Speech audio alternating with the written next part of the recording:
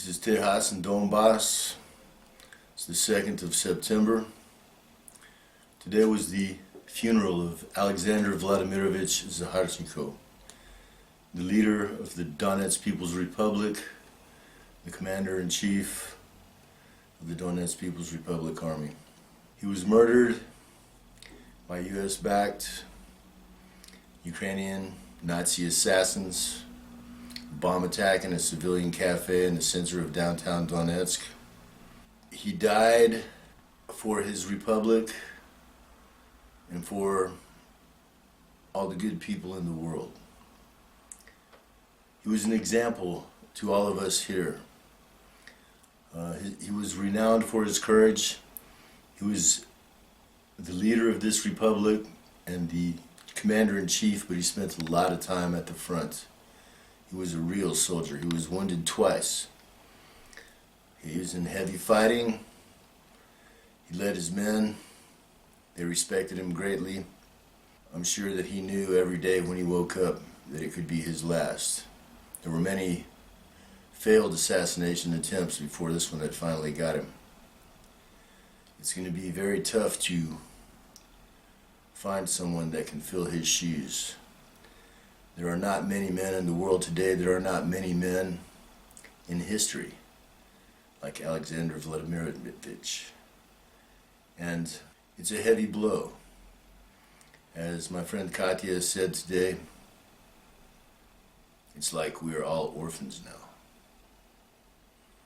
But if you remember the stories from history, if you remember some classic movies where the father is killed and the son grows up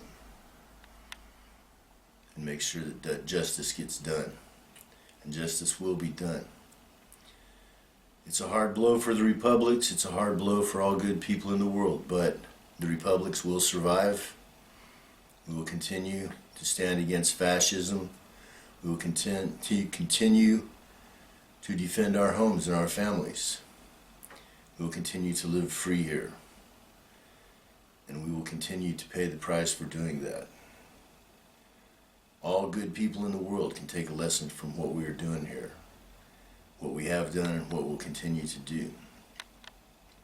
At the funeral today, you can tell that Alexander Vladimirovich was beloved by the people that he represented and that he led. 120,000 people came to his funeral today in Donetsk. Huge crowd. It's the third time I've been to a funeral there at the Opera House on Artyom Street. Givi's funeral was there and Motorola's before that.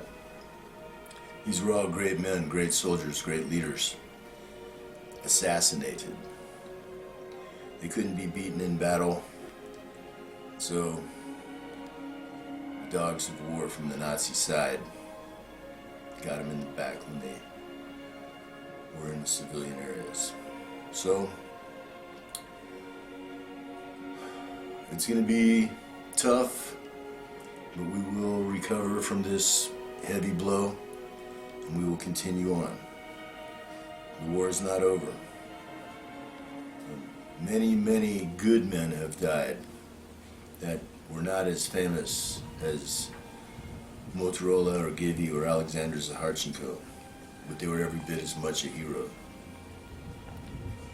And tonight, all those good men sit together in paradise. The troubles of this world are no longer their concern or their responsibility. It's up to us to fill their shoes. The people of the Republic are stronger now and more together than ever. This attack against us has brought us ever closer together. We're like one big family now. We're mad, pissed off. They killed a great man. It's like a pack of hyenas ate a lion. But I can tell you that justice will be done. People who did this will pay for it. And regardless of what the Nazis do to attack us, we are never going to surrender, we are never going to retreat, We will fight to the last bullet, to the last man. We will never surrender. So, let this be a lesson to all good people about what it takes to be free, to be a hero in the 21st century, what it takes to defy fascism and push it back and make the Nazis afraid of us, which they are, as which they should be. And let's remember too that now it's up to us to fill the shoes of men like Alexander Vladimirovich Zaharchenko. And each one of us has a part to play. Every good person in the world has the honor and the obligation to follow in his footsteps to victory or death. And just because he has died does not mean that he will not be victorious in the end. He will be remembered. He made history. He was only 42 years old when he was killed, a young man. But he did more in his life than anybody that you can think of almost, because he changed history himself by his work, by his courage, by his leadership, by his wisdom. And that's the man that we can take a lesson from, all of us. We can be like him, or we can try and be in our own way as much like him as we can. Not everyone can be a soldier. Not everyone can be a diplomat. Not everyone can be the leader, the famous person. But everyone can do something. And that is the key to our victory.